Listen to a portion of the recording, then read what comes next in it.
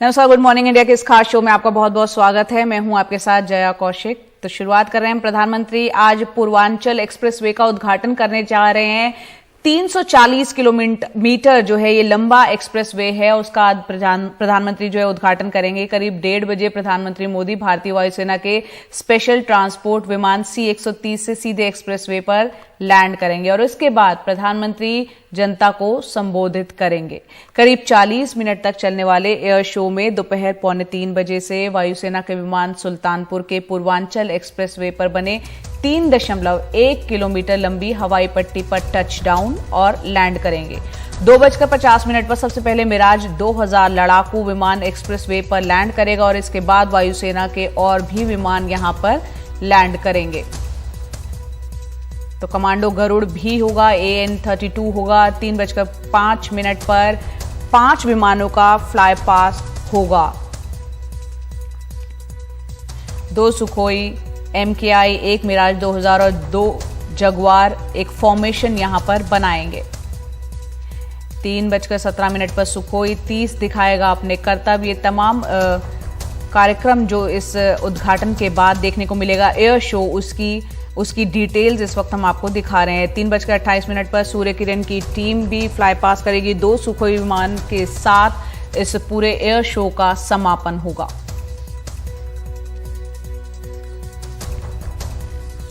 दरअसल ये जो एक्सप्रेसवे है बेहद अहम है। 340 किलोमीटर लंबा है ये पूरा एक्सप्रेसवे। लखनऊ से गाजीपुर तक ये है। 42,000 करोड़ की लागत आई है इसको बनाने में। बाराबंकी, अमेठी, सुल्तानपुर, फैजाबाद, अंबेडकर नगर, आजमगढ़, मऊ से ये गुजरता है पूरा का पूरा एक्सप्रेसवे। काफी लंबा है और पूर्वी उत्तर प्रदेश को पश्चिमी उत्तर प्रदेश से ये जोड़ता है। इस दौरान 7 बड़े पुल, 7 रेलवे पुल, 114 छोटे छोटे पुल, 271 अंडरपास होंगे और एक्सप्रेसवे पर विमानों के उतरने की भी सुविधा होगी।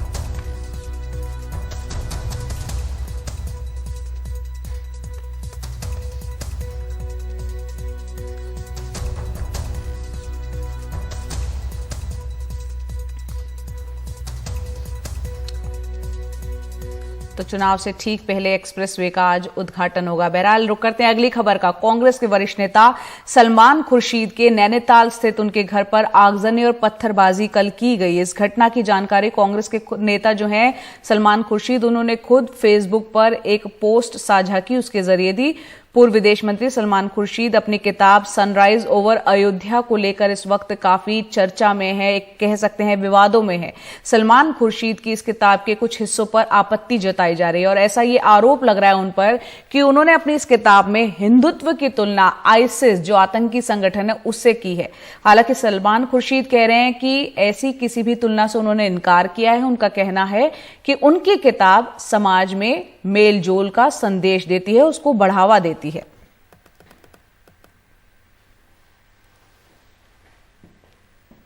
ये डर की बात नहीं है, किसी से डरने का प्रश्न नहीं है, लेकिन मेरा संदेश मेरी किताब का था कि आओ हम लोग मिल जाएं, जो हुआ है, जो होता रहा है उसको भूल जाएं, हम लोग एकत्रित हो जाएं, इकट्ठे हो जाएं, यूनाइट कर जाएं। क्योंकि देश में अगर हमें देश की बहबूदी चाहिए, देश में शांति चाहिए, तो हम लोगों को बैठना होगा ना। मेरे साथ बैठे, किसी और के साथ बैठे, हमारे नेतृत्व के साथ बैठे, लेकिन बैठना तो होगा, साथ बैठना तो होगा। दरवाजे बंद करने से, दरवाजे जलाने से हमारा लक्ष्य पूरा नहीं होगा जो हम चाहते हैं। तो दरवाजे बंद करके किसी समस्या का हल नहीं है। बातचीत और आपसी मेलजोल से ही तमाम विषयों पर बातचीत हो सकती है, कहना है सलमान खुर्शीद का। आगे बढ़ते हैं और बात करते हैं गुजरात की, जहां अहमदाबाद महानगर पालिका ने आज से सड़कों के किनारे नॉनवेज खाने बेचने वाले स्टॉल्स पर पाबंदी लगाने का फैसला किया है। अहमदाबाद की टाउन प्लानिंग कमेटी ने इसे लेकर कहा है कि स्कूल, कॉलेज और धार्मिक स्थानों से 100 मीटर के दायरे में आने वाली सार्वजनिक सड़कों के किनारे मांसाहारी भोजन बेचने वाले स्टॉल्स को अनुमति नहीं दी जाएगी।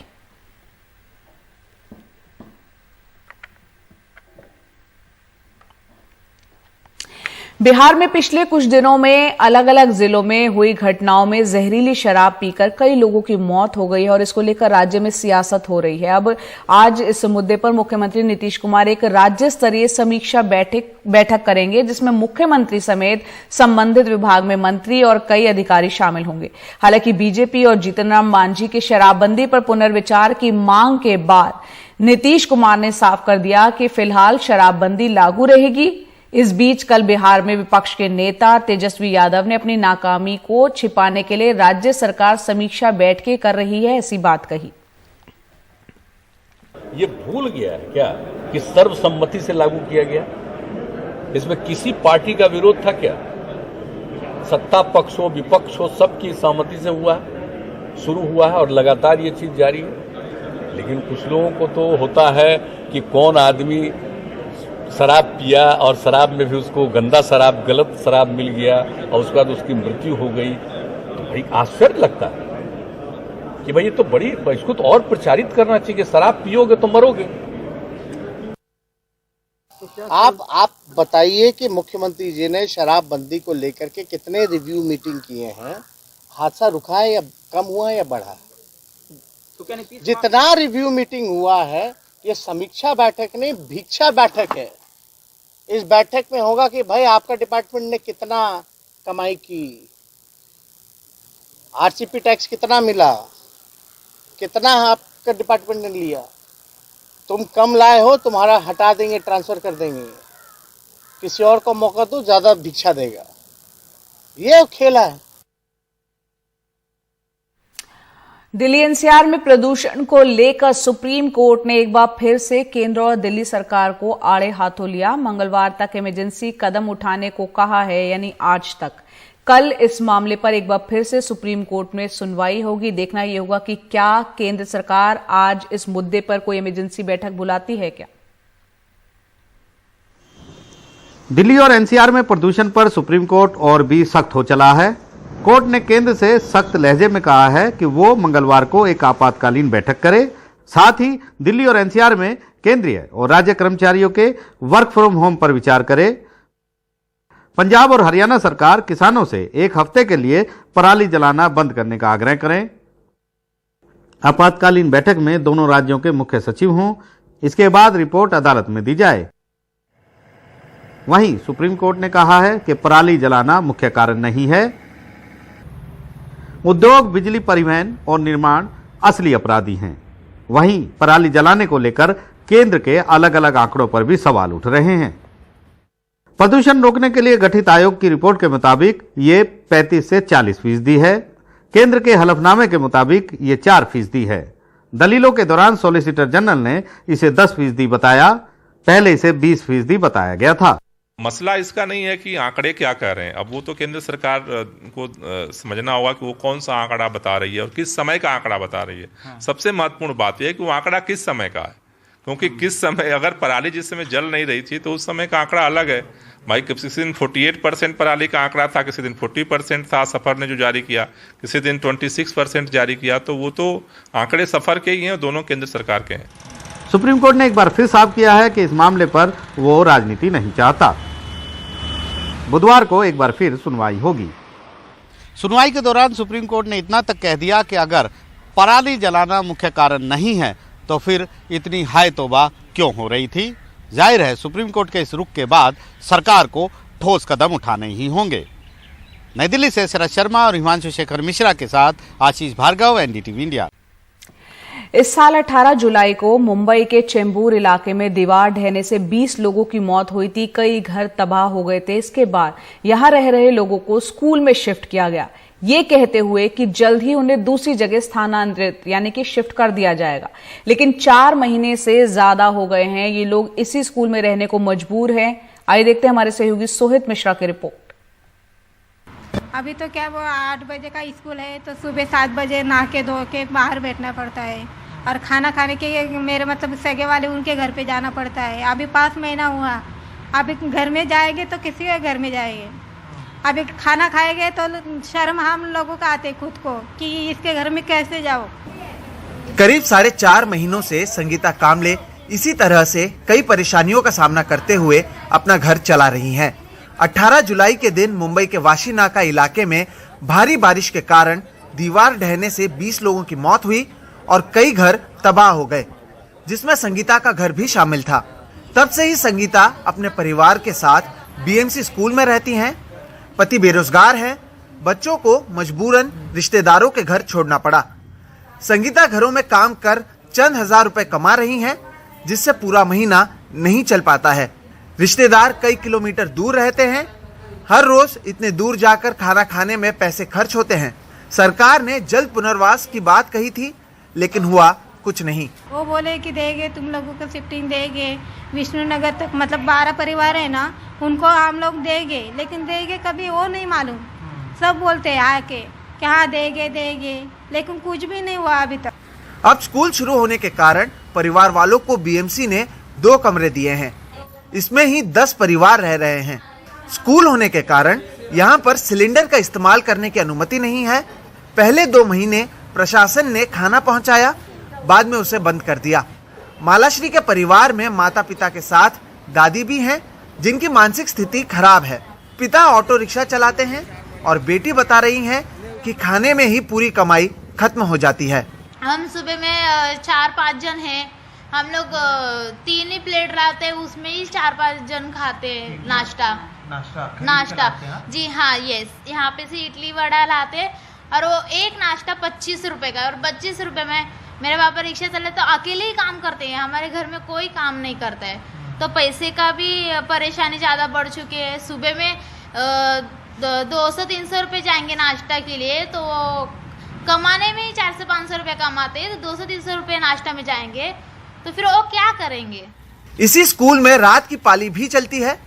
ऐसे में लोगों को रात में सोने में भी देरी होती है। कमरे में हर कोई सो नहीं पाता है, इसलिए लोग बाहर भी सोते हैं। जो बिस्तर इन्हें दिया गया है वो बहुत ही खराब है और बच्चों पर इसका असर पड़ रहा है। अभी ये जो दिया है ना, इससे ना इतना खुजली होता है ना, बहुत खुजली होता है, पूरा रेड हो जाता है। ये देखो बच्चों को कितना मेरे निशान हो गए पूरा पैर के ऊपर, ये सब ना उसी का ही है। अभी इस पे हम लोग सोते नहीं, हम लोग नीचे सोते, चटाई बिछा के सोते हम लोग। बहुत सारे नेता आए थे, लेकिन बोल रहे थे हम लोग को शिफ्टिंग देंगे। अभी स्कूल में रखा है, स्कूल में कोई आता नहीं जाता नहीं, क्या प्रॉब्लम है ये भी नहीं देखते, कैसे ये लोग रहते वो भी नहीं देखते। बीएमसी स्कूल के इस छोटे से कमरे में रहने वाले 5 परिवार दिन भर इसी तरह से अपना समय बिताते हैं। दोपहर के समय एक परिवार खाना खा रहा है, तो वहीं दूसरे परिवार में जो छोटे बच्चे हैं वो पढ़ाई कर रहे हैं।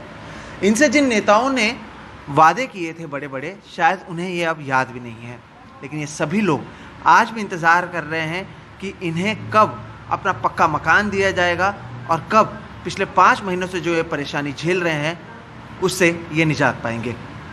मुंबई से कैमरा पर्सन राजेंद्र दयालकर के साथ Sohit Mishra, NDTV India.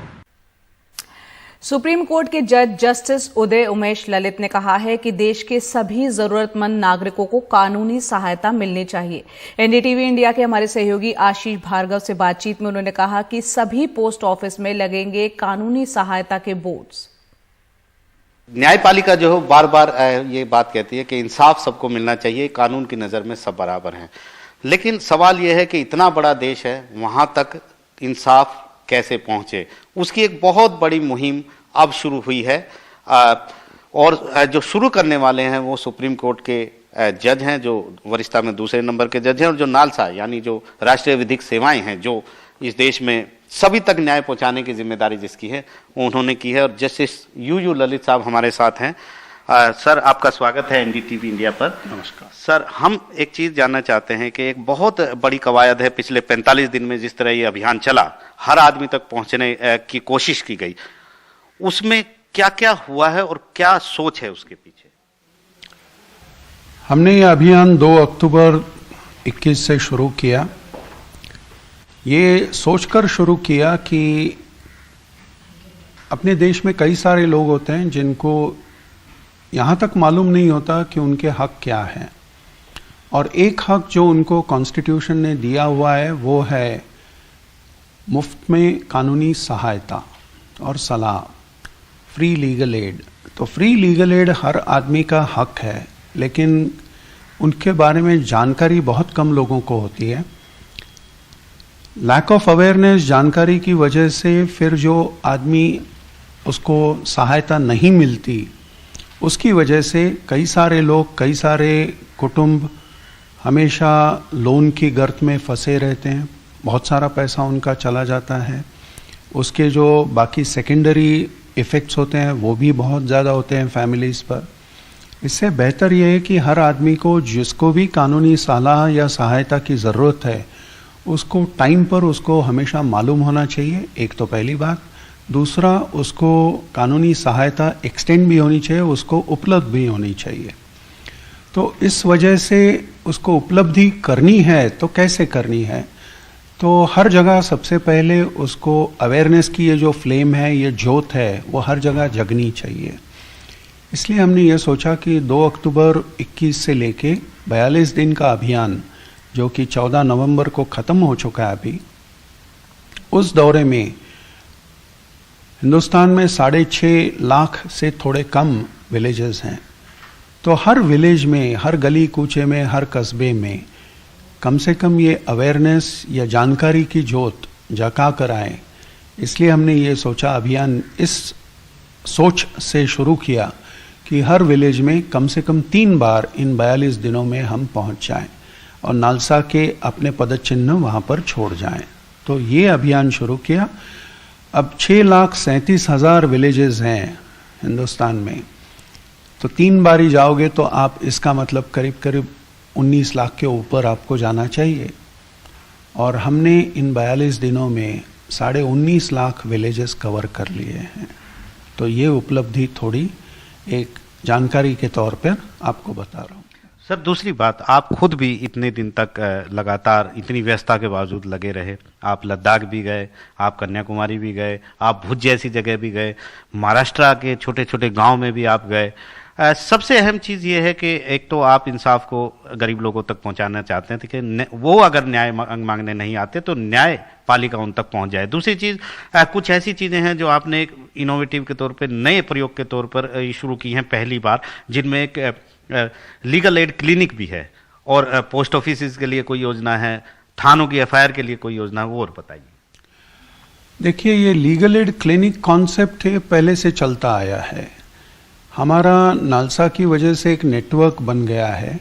Network है जैसे नालसा सेंट्रल तौर पे है या केंद्र स्थान पर है। हर राज्य में एक स्टेट लीगल सर्विसेज अथॉरिटी होती है। राज्य के हर जिले में या जनपद में एक एक डिस्ट्रिक्ट लीगल सर्विसेज अथॉरिटी होती है और एक एक डिस्ट्रिक्ट के हर तालुका में एक लीगल सर्विसेज अथॉरिटी होती है। ये जो नेटवर्क है, इस नेटवर्क का मतलब यही है कि जिसको भी कानूनी सहायता की ज़रूरत है वो इस नेटवर्क का लाभ ले सकता है। तो ये जो ऑफिसेस होते हैं ये अपनी जगह पर होंगे जहाँ पर उनका फिक्स्ड ऑफिस होगा। अब कई लोग तो उस ऑफिस तक नहीं पहुँच पाते, तो ये अभियान ऐसा है कि वो ऑफिस से उठकर लोग अपनी जो एरिया है, जैसे अगर तालुका की एरिया है तो हर तालुका में, हर विलेज में पहुंच जाए और उनको बता दें। तो ये अभियान जो है ये हर गली कूचे में, हर द्वार पर ले जाएं। ये अवेयरनेस की जो है या जानकारी, जागरूकता ले जाएं। बाकी अगर उसको न्यायालय के तौर पे उसको कानूनी ज़रूरत है तो उसको तो न्यायालय में आना ही पड़ेगा कभी ना कभी, तो आएगा ज़रूर, पर लेकिन अवेयरनेस की वजह से उसको एडवोकेट वगैरह जो सहायता है, और आज की तारीख में वर्चुअल वर्ल्ड से, वर्चुअल प्लेटफॉर्म से ये आसान हो चुका है कि आप वकील और इसकी मीटिंग आप सीधे या तो आईपैड के थ्रू या आप कहीं से भी, आप जितने भी प्लेटफॉर्म्स हैं उनके थ्रू कर सकते हो। तो हमारे जितने लोग हैं वो जाके उनसे मुलाकात करवा लेते हैं, उनके साथ एक संबंध बनाए रखते हैं ताकि उसको नेक्स्ट टाइम जो ज़रूरत हो तो वो आराम से उस कानूनी सलाहकार से मुलाकात करके आराम से कर सके। ये तो हो गया कोर्ट बेस्ड लिटिगेशन। कई चीज़ें ऐसी होती है, कई स्कीम्स होती है, केंद्र सरकार की हो या राज्य सरकार की हो। जैसे आप अगर, जैसे एक राज्य में मैं गया था तो उनकी स्कीम ये है कि जो बच्ची, लड़की 12th बोर्ड में 85% के ऊपर लेती है मार्क्स, तो उसका शिक्षण, उसके आगे वाला एजुकेशन, उसको स्कॉलरशिप, उसको एक 2 व्हीलर दिया जाता है। तो ये जैसी एंटाइटलमेंट है कि हर एक स्कीम के अंडर, उन स्कीम्स के अंडर की जो एंटाइटलमेंट है, उस एंटाइटलमेंट या उसका हक जो है स्कीम के अंदर, वो स्कीम वाला हक भी उसको दिलाना है।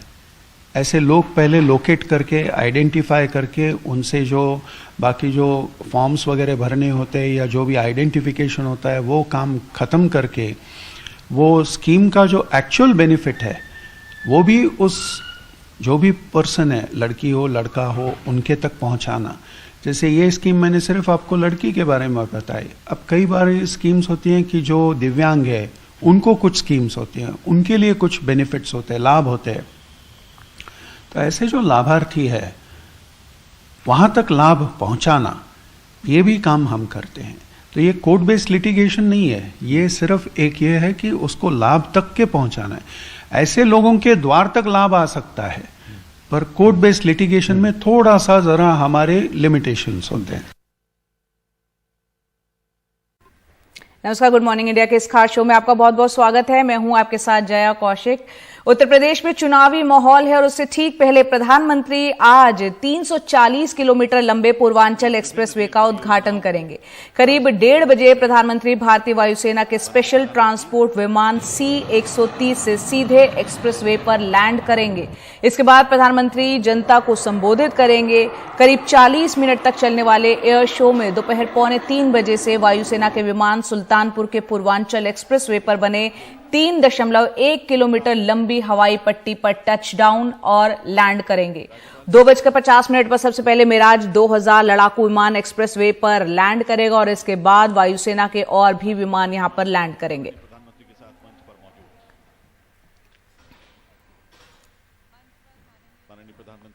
तो दोपहर 1:30 बजे का वो वक्त होगा जब प्रधानमंत्री विमान C-130 से यहां पर उतरेंगे, लैंड करेंगे। 40 मिनट का यहां पर एयर शो होने जा रहा है और मिराज 2000 एक्सप्रेसवे भी उतरेगा। दोपहर 2:50 पर ट्रांसपोर्ट विमान AN-32 से उतरेगी मिराज की सर्विसिंग टीम और सड़क पर ही विमान की सर्विसिंग होगी। कमांडो गरुड़ भी AN-32 से उतरेंगे। 3:05 पर 5 विमानों का एक फ्लाई पास्ट होगा। 2 सुखोई MKI, 1 मिराज 2000 और जगुआर एक फॉर्मेशन यहां पर बनाएंगे।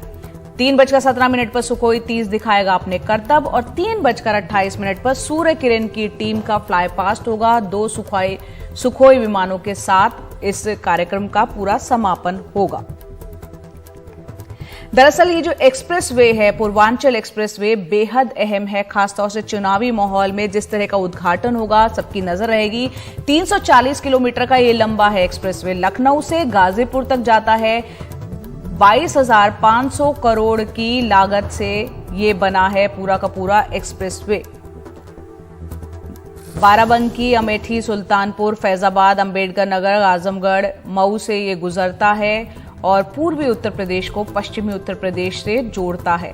7 बड़े पुल, 7 रेल पुल, 114 छोटे पुल, 271 अंडरपास इसके तहत आते हैं और एक्सप्रेसवे पर विमानों के उतरने की भी सुविधा होगी। 3.1 किलोमीटर एक लंबी हवाई पट्टी है जिस पे डायरेक्ट इमरजेंसी लैंडिंग कराई जा सकेगी।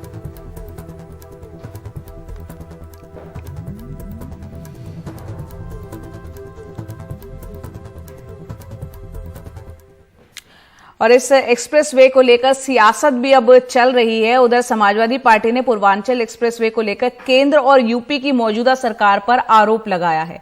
उन्होंने कहा है कि समाजवादी पार्टी के काम का श्रेय मौजूदा सरकार ले रही है। एक ट्वीट कर सपा अध्यक्ष अखिलेश यादव ने ये कुछ तस्वीरें ट्वीट किए हैं जिसमें समाजवादी पार्टी के कार्यकर्ता पूर्वांचल एक्सप्रेसवे का सांकेतिक उद्घाटन कर रहे हैं। ये कार्यकर्ता साइकिल पर सवार दिख रहे हैं, साथ ही इनके हाथ में सपा का झंडा भी है। तो जो ट्वीट किया है, जो तस्वीरें शेयर की हैं अखिलेश यादव ने, वो हम आपको लगातार दिखा रहे हैं। ट्वीट में क्या लिखा है वो बताते हैं। लिखा है कि फीता आया लखनऊ से और नई दिल्ली से कैंची आई। सपा के काम का श्रेय लेने की मची है खिंचम खिंचाई। आशा है अब तक अकेले में बैठकर लखनऊ वालों ने समाजवादी पूर्वांचल एक्सप्रेसवे की लंबाई का आंकड़ा रट लिया होगा। सपा बहुरंगी पुष्प वर्षा से इसका उद्घाटन करके एक रंगी सोच वालों को जवाब देगी।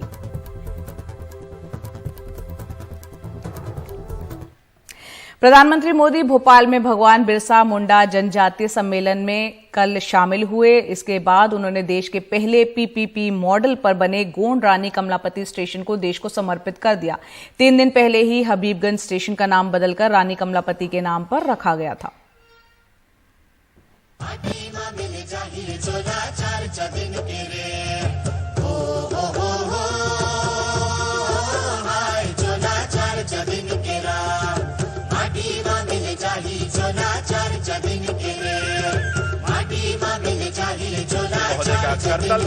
झाबुआ की जैकेट, डिंडोरी का साफा और हाथों में तीर कमान।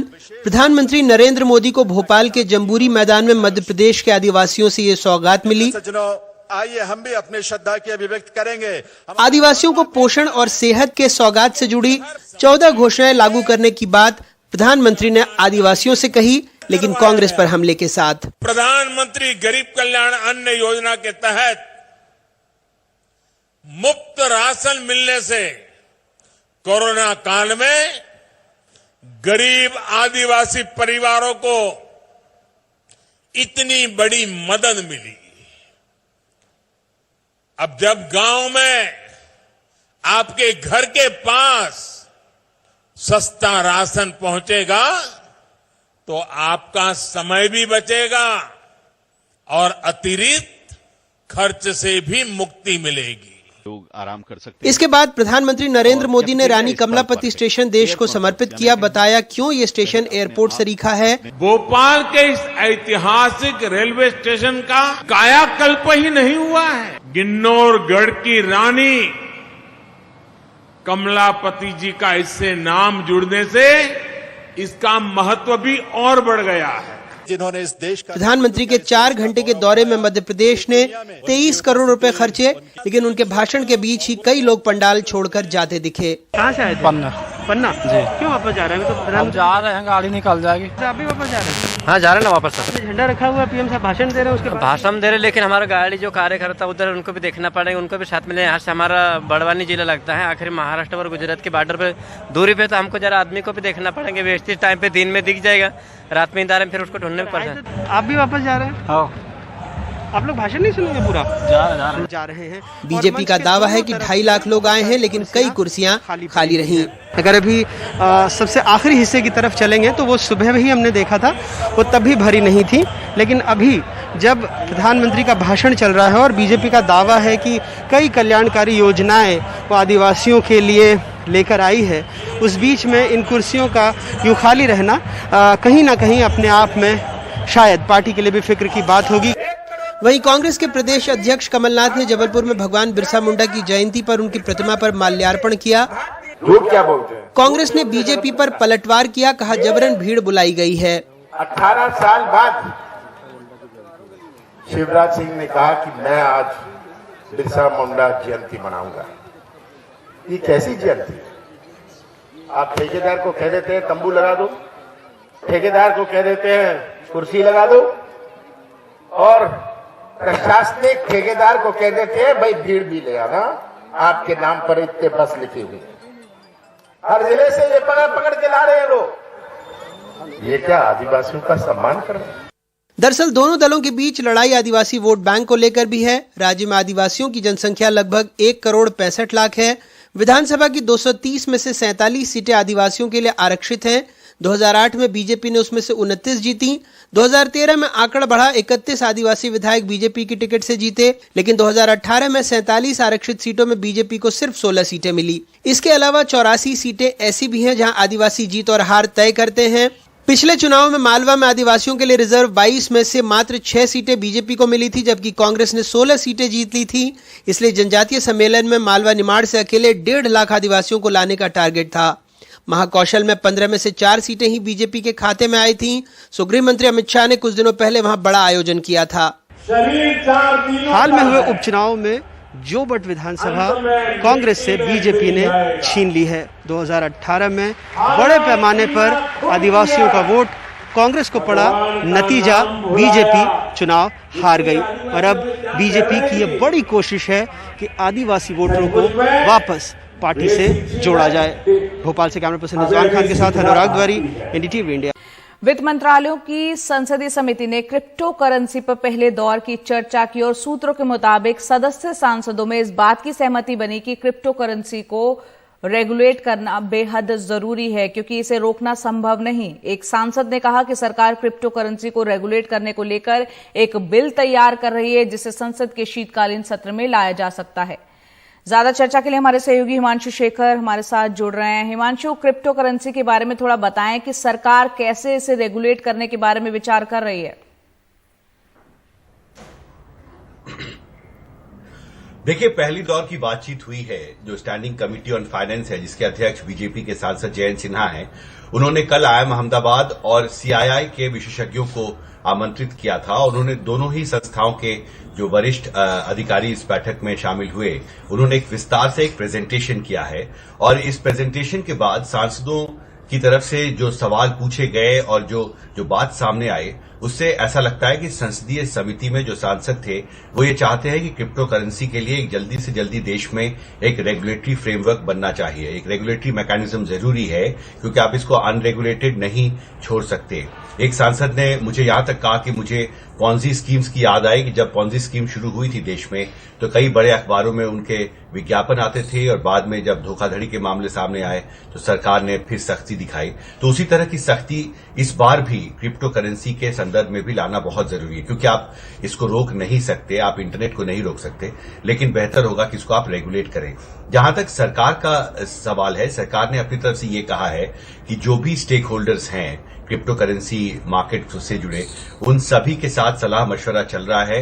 मंत्रालयों के बीच में भी, जिसको इंटर मिनिस्टीरियल कंसल्टेशन कहते हैं, वो प्रक्रिया पिछले 2-3 महीने से जारी है। प्रधानमंत्री ने पिछले हफ्ते एक बड़ी बैठक की थी इस पर और उसके बाद ये कहा गया था कि सरकार जो विज्ञापन जिस तरह से छापे जा रहे हैं उस पर रोक लगाना चाहती है। एक संकेत है कि सरकार भी अपनी तरफ से इस पूरे मसले को रेगुलेट करना चाहती है। लेकिन कल जो प्रेजेंटेशन हुए हैं उसमें ये बात विशेषज्ञों ने बहुत साफ तौर पर रेगुलेट ना होने के कारण किस तरह का खतरा सरकार को नजर आ रहा है? देखिए, जो कल जो बैठक हुई थी उसमें सांसदों की तरफ से सबसे बड़ी चिंता इसी बात को लेकर थी कि जो आम निवेशक हैं, देखिए इसको इन्वेस्टर्स डेमोक्रेसी के तौर पर भी देखा जा रहा है। एक तरफ निवेशकों के पास ये अधिकार है कि वो अपना पैसा कहां पर, कितना और कैसे लगाएं, लेकिन दूसरी तरफ जो आम लोग हैं जिनके मेहनत का पैसा है उसको कैसे सुरक्षित रखा जाए, वो पैसा असुरक्षित ना हो, उनके साथ धोखाधड़ी ना हो, उस पैसे का दुरुपयोग कोई ना कर सके। इसको रेगुलेट करने के लिए एक रेगुलेटरी मैकेनिज्म होना चाहिए। खबर है कि सरकार में पिछले 2-3 महीने से चर्चा चल रही है, बिल का एक ड्राफ्ट है वो भी तैयार किया जा रहा है और संभव है कि इसे शीतकालीन सत्र में सरकार लेकर आए क्योंकि दबाव है सरकार पर कि क्रिप्टो करेंसी को रेगुलेट करने के लिए देश में एक नई मैकेनिज्म जरूरी है। जी, बहुत बहुत शुक्रिया हिमांशु इस पूरी जानकारी के लिए आपका। देश प्रदेश में अब बात करते हैं बिहार की, जहां पिछले कुछ दिनों में अलग अलग जिलों में हुई घटनाओं में जहरीली शराब पीकर कई लोगों की मौत हुई है। इसको लेकर राज्य में सियासत भी शुरू हो गई है। अब इस मुद्दे पर मुख्यमंत्री नीतीश कुमार एक राज्य स्तरीय समीक्षा बैठक कर रहे हैं जिसमें मुख्यमंत्री समेत संबंधित विभाग में मंत्री और कई अधिकारी शामिल हैं। हालांकि बीजेपी और जीतन राम मांझी की शराबबंदी पर पुनर्विचार की मांग के बाद नीतीश कुमार ने साफ कर दिया है कि फिलहाल शराबबंदी लागू रहेगी। और इस बीच कल बिहार में विपक्ष के नेता तेजस्वी यादव ने अपनी नाकामी को छिपाने के लिए राज्य सरकार समीक्षा बैठकें कर रही है, ऐसा कहा। ये भूल गया है क्या कि सर्वसम्मति से लागू किया गया? इसमें किसी पार्टी का विरोध था क्या? सत्ता पक्ष हो विपक्ष हो सबकी सहमति से हुआ, शुरू हुआ है और लगातार ये चीज जारी है। लेकिन कुछ लोगों को तो होता है कि कौन आदमी शराब पिया और शराब में भी उसको गंदा शराब, गलत शराब मिल गया और उसके बाद उसकी मृत्यु हो गई, तो भाई आश्चर्य लगता है कि भाई ये तो बड़ी, इसको तो और प्रचारित करना चाहिए कि शराब पियोगे तो मरोगे। आप बताइए कि मुख्यमंत्री जी ने शराबबंदी को लेकर के कितने रिव्यू मीटिंग किए हैं? हादसा रुका है या कम हुआ है या बढ़ा है? तो जितना रिव्यू मीटिंग हुआ है ये समीक्षा बैठक नहीं, भिक्षा बैठक है। इस बैठक में होगा कि भाई आपका डिपार्टमेंट ने कितना कमाई की, आरसीपी टैक्स कितना मिला, कितना आपका डिपार्टमेंट ने लिया, तुम कम लाए हो तुम्हारा हटा देंगे, ट्रांसफर कर देंगे, किसी और को मौका दो ज्यादा भिक्षा देगा। ये खेला है। समीक्षा बैठक पर ही सवाल उठा रहे हैं यहाँ पर तेजस्वी यादव। रुक करते हैं अगली खबर का। कांग्रेस के वरिष्ठ नेता सलमान खुर्शीद के नैनीताल में जो उनका घर बना हुआ है, कल वहां पर आगजनी हुई, पत्थरबाजी की गई। इस घटना की जानकारी खुद कांग्रेस के नेता सलमान खुर्शीद ने फेसबुक पर साझा की। पूर्व विदेश मंत्री सलमान खुर्शीद अपनी किताब सनराइज ओवर अयोध्या को लेकर विवादों में है। सलमान खुर्शीद की इस किताब के कुछ हिस्सों पर आपत्ति जताई जा रही है। ऐसा आरोप है कि उन्होंने हिंदुत्व की तुलना आतंकी संगठन आईसिस से की है। हालांकि सलमान खुर्शीद ने ऐसी किसी भी तुलना से इनकार किया है। उनका कहना है कि उनकी किताब समाज में मेलजोल का संदेश देती है। ये डर की बात नहीं है, किसी से डरने का प्रश्न नहीं है, लेकिन मेरा संदेश मेरी किताब का था कि आओ हम लोग मिल जाएं, जो हुआ है, जो होता रहा है उसको भूल जाएं, हम लोग एकत्रित हो जाएं, इकट्ठे हो जाएं, यूनाइट कर जाएं। क्योंकि देश में अगर हमें देश की बहबूती चाहिए, देश में शांति चाहिए, तो हम लोगों को बैठना होगा ना। मेरे साथ बैठे, किसी और के साथ बैठे, हमारे नेतृत्व के साथ बैठे, लेकिन बैठना तो होगा, साथ बैठना तो होगा। दरवाजे बंद करने से, दरवाजे जलाने से हमारा लक्ष्य पूरा नहीं होगा जो हम चाहते हैं। सलमान खुर्शीद बातचीत मेलजोल की बात बता रहे हैं, अपनी किताब में उन्होंने की है। बहरहाल गाजियाबाद की खबर, जहां लोनी में कथित 7 गो तस्करों को गोली मारकर गिरफ्तार करने की जांच कराई जाएगी। लोनी बॉर्डर थाने के एसएचओ का पहले ही तबादला हो चुका है और तबादले से नाराज लोनी के बीजेपी विधायक और एसएचओ ने कई गंभीर आरोप लगाए हैं। लोनी में कथित 7 गौ तस्करों को पैर में गोली मारने के मामले की अब जांच होगी। मुठभेड़ के दौरान कथित सभी 7 गौ तस्करों के एक ही जगह पर गोली मारने वाले थाने के एसएचओ राजेंद्र त्यागी का 2 दिन बाद तबादला कर दिया गया। इससे नाराज एसएचओ राजेंद्र त्यागी ने अपने रोज नामचे में लिखा है, मुझे लगता है कि गौ तस्करों के गिरफ्तार करने के कारण ही मेरा तबादला हुआ है। तबादला होने से मेरा मनोबल टूट गया है। फिलहाल मैं नौकरी करने की स्थिति में नहीं हूं, मुझे कुछ दिन छुट्टी चाहिए। एसएचओ राजेंद्र त्यागी ही नहीं, लोनी के हिंदूवादी संगठन और खुद बीजेपी के विधायक नंदकिशोर गुर्जर भी गाजियाबाद एसएसपी से नाराज हैं। उन्होंने एक पत्र लिखकर कहा कि एसएचओ राजेंद्र त्यागी का तबादला करके गाजियाबाद पुलिस गौ तस्करों को संरक्षण दे रही है। वरिष्ठ पुलिस अधीक्षक गाजियाबाद के द्वारा गो तस्करों का एनकाउंटर करने पर पुरस्कृत करने के बजाय जिस तरह से लोनी बॉर्डर थाना प्रभारी को तबादला करके उनको अपमानित करने का काम किया है, उससे गो तस्करों के हौसले बुलंद हुए, अपराधियों का हौसले बढ़े। दरअसल गुरुवार को लोनी के इसी गोदाम में पुलिस के साथ कथित गौ तस्करों की मुठभेड़ हुई, जिसमें 17 राउंड गोली चलने और कथित गौ तस्करों को घुटने के नीचे गोली मारने पर सवाल उठने लगे। एसएचओ साहब से मैं मिला जिन्होंने ये मुठभेड़ की थी और कथित गौ तस्करों को गिरफ्तार किया था। तो उन्होंने कहा कि देखिए मैं एक शार्प शूटर रहा हूं। इस मुठभेड़ में अच्छी बात यह रही कि उन्होंने जो फायरिंग की वो हमारे किसी पुलिस के शख्स को नहीं लगा, बल्कि वो मेरी जीप में लगा और इसके बाद में हमने फायरिंग की। तो चूंकि मैं शार्प शूटर रह चुका हूं तो इसलिए मेरा जो निशाना है वो सभी के पैर में लगा। वहीं गाजियाबाद पुलिस ने विधायक के आरोप को निराधार बताया और मुठभेड़ की जांच लोनी सीओ से कराने का फैसला किया है। सीओ जो है लोनी, उनको एक मौके पे जाके इंक्वायर करके सारे फैक्ट्स की कि वहाँ घटनाक्रम क्या रहा है और एक रिपोर्ट सबमिट करने के लिए कहा गया है। जैसे ही रिपोर्ट आएगी उसके हिसाब से विभागीय कार्रवाई की जाएगी। उधर अब पता चला है कि कथित गौ तस्करी में पकड़े गए 7 में से एक आरोपी नाबालिग है और उसके परिजनों का कहना है कि वो गोदाम में ड्रम साफ करने का काम करते थे। लेकिन इस मुठभेड़ में सभी को एक खास जगह पर गोली लगना और गोदाम के मालिक का सामने न आना कई सवाल खड़े करता है। गाजियाबाद से रवीश रंजन शुक्ला, एनडीटीवी इंडिया। और वक्त हो चला आपको टॉप 5 खबरें दिखाने का। आपको करना यह है कि एनडीटीवी इंडिया के यूट्यूब चैनल पर जाना है, पोल का हिस्सा बनना है और बताना है पूरा दिन चैनल पर आप किन खबरों को विस्तार से देखना चाहते हैं। पहली खबर उत्तर प्रदेश से, जहां यूपी के रण में उतर रही है पूर्वांचल एक्सप्रेसवे, जिसका आज प्रधानमंत्री उद्घाटन करेंगे। दूसरी खबर, घर पर हमले के बाद बोले सलमान खुर्शीद कि मैं डरने वाला नहीं हूं। तीसरी खबर, गिरफ्तार 1 करोड़ के इनामी नक्सली के कई खुलासे। चौथी खबर, क्रिप्टो करेंसी को रेगुलेट करें, बैन नहीं, संसदीय समिति में कहा गया। पांचवी और आखिरी खबर अहमदाबाद से, जहां सड़क किनारे नॉन वेज स्टॉल्स पर पाबंदी लगी।